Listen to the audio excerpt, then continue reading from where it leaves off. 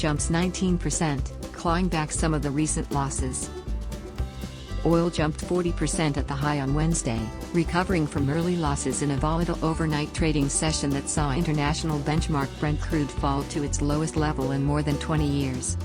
West Texas Intermediate for June delivery rose $2.21, or 19.1%, to settle at $13.78 per barrel. Earlier in the session, WTI, the U.S. benchmark, had traded as low as $10.26, before jumping more than 40% to hit a session high of $16.20. Brent crude settled $1.04, or 5.38%, higher at $20.37, after previously breaking below $16. Given oil's more than 70% decline this year, a smaller gain, of course, now accounts for a much larger percentage move. At the beginning of the year, WTI fetched more than $60 per barrel, but the fall-off in demand caused by the coronavirus pandemic has sent prices tumbling. Global markets are rising after a huge fall.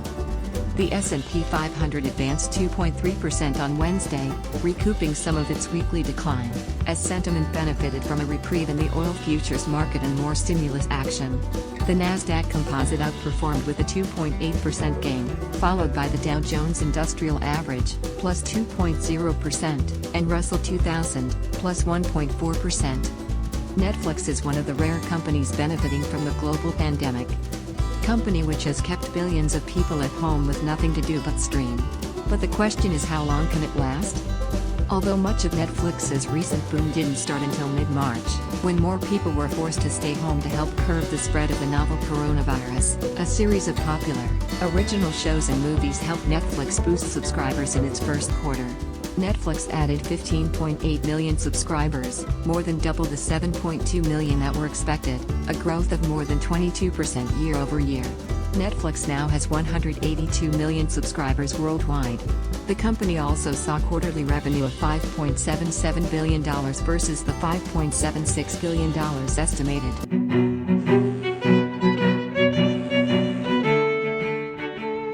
Shoot down and destroy.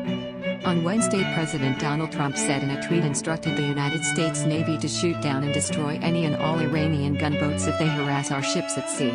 Missouri is suing China over coronavirus.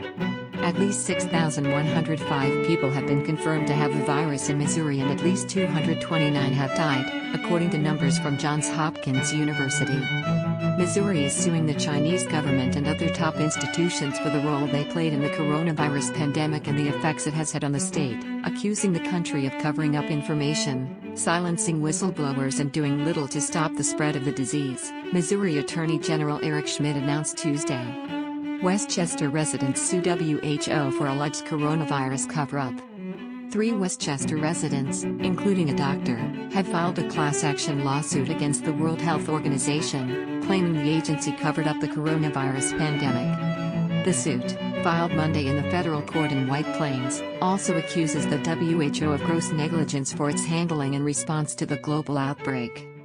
The WHO mishandled and mismanaged the response to the discovery of the coronavirus and, upon information and belief, engaged in a cover-up of the COVID-19 pandemic in China, read part of the suit. The lead plaintiffs in the suit, Richard Kling, a doctor, Steve Rutker, and Gennaro Percia, claim they were injured and damaged by WHO's negligent conduct. California announces the earliest publicly known U.S. coronavirus deaths. Officials in Santa Clara County, California, announced late Tuesday that 2 residents there died of the coronavirus in early and mid-February, making them the earliest known victims of the pandemic in the United States. Santa Clara County officials said that autopsies of 2 people who died at their homes on February 6 and February 17 showed that the individuals were infected with the virus. Each one of those deaths is probably the tip of an iceberg of unknown size, Dr. Sarah Cody, the county's chief medical officer, said in an interview. It feels quite significant.